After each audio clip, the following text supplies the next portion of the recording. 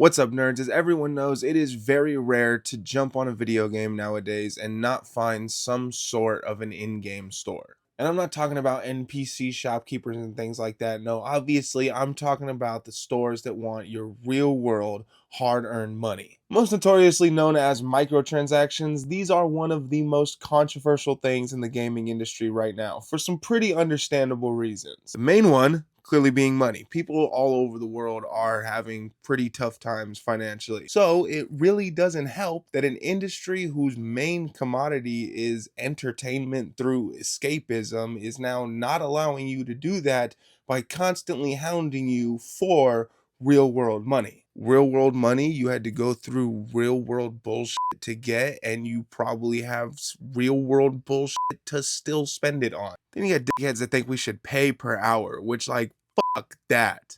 I'd be 8 grand in the hole just on Skyrim alone. You can't even compare it to being like arcades were in the 80s and 90s. With the way gaming is nowadays, that shit better be a penny if it's pay per hour. But there's also other problems with it, like pay to win, where people feel as if a lot of these transactions just help others get a leg up over everyone else without actually putting real work into the game. Because I mean, like, the actual work you did in real life to get the money you spent, right? Nah, I'm mostly kidding with that. But for real though, it is fucked up, especially considering that they are still mostly for children. As much as I do like them, children who don't have jobs, they're not for children who don't have jobs. They're for children who don't have jobs. This obviously means, though, that a kid whose parents barely scrounged enough together to get him the game is likely not going to have as much fun or perform as well as a kid whose parents are able to get him every single thing in the item shop, or as much as,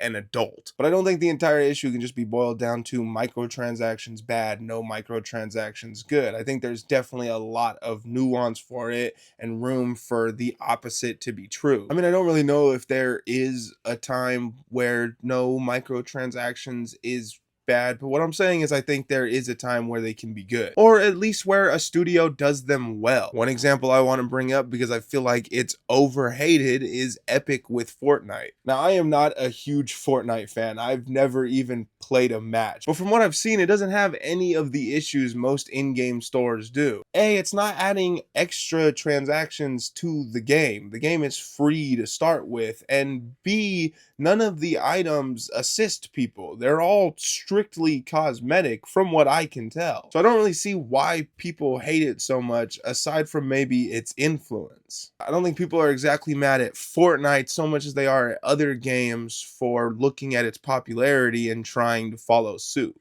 I mean, it's probably frustrating as hell to have been a Call of Duty fan for 20 years and have to pay $100 to jump on the game now just to see all of your favorite game modes and maps locked behind a paywall. Then you hop in a game and get shot by Santa Claus, who's got a tracking sniper rifle that he was able to skip to because he paid another $100 to jump to level 400. That's obviously when it becomes very, very bad, but this isn't always the case, and even that is a bit of an exaggeration. I'm basically just trying to say that I don't think Epic should get blamed every time another company botches the execution of a microtransaction system, especially considering Epic is nowhere close to the first company to introduce that system. What company did then?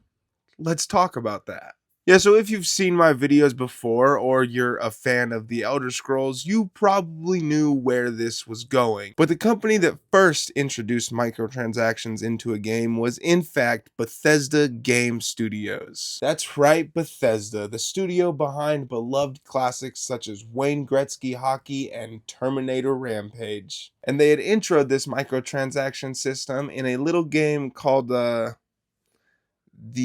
Elder Scrolls IV Oblivion, whatever that is. Now, Oblivion's microtransactions were very different from the ones around today. Obviously, it was the first. The main difference being that there wasn't an in-game store you got them through. You kind of just got them the same way you would get like an expansion pack. And this was, in fact, a full-on test, by the way. Kind of like an admitted test. They really did just want to see how people would react to this type of paid-for content. And how did people react? Well, not very good. Most people really hated it, and a lot of people kind of just called them paid for mods, which Bethesda heard and went, write that down, write that down. What's funny though is I don't think it was the content that was bad. It was all relatively good. I'm not talking about the horse armor, I'm mostly talking about everything else. But I think that in reality the issue was how they executed it, not even really the pricing.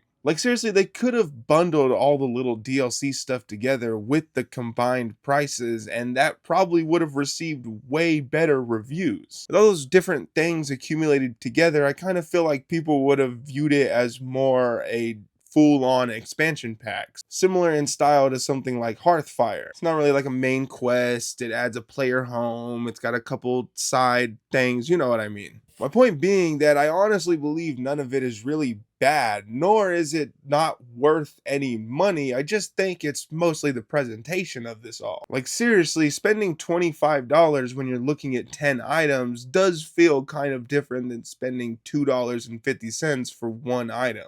And I've seen this kind of firsthand working in retail. A lot of people are way more focused on the price of an item when it's just one, but when they have a lot, they don't care about the singular thing anymore. At least not as much. There are exceptions. And I think that's kind of what would have happened if they had done it that way. It would have at least gone a lot better than players jumping onto a game that practically just came out to see that they want you to spend more money on a horse cosmetic. Being 1000% honest though, I don't actually hate all this that much. Maybe modern games are just kind of poisoning my brain, but I feel like it adds a little bit of something to look forward to. Trust me, I know that sounds insane, but I guess a combination of this and a lot of games having like seasonal updates now just makes it all feel like there's more going on than beating it. I don't know, maybe I just don't like when things end and I have to say goodbye. That's crazy insight to make on a video about microtransactions. But I also care even less, because as with most things, if you don't like it, just don't fucking buy it. Alright, later nerds.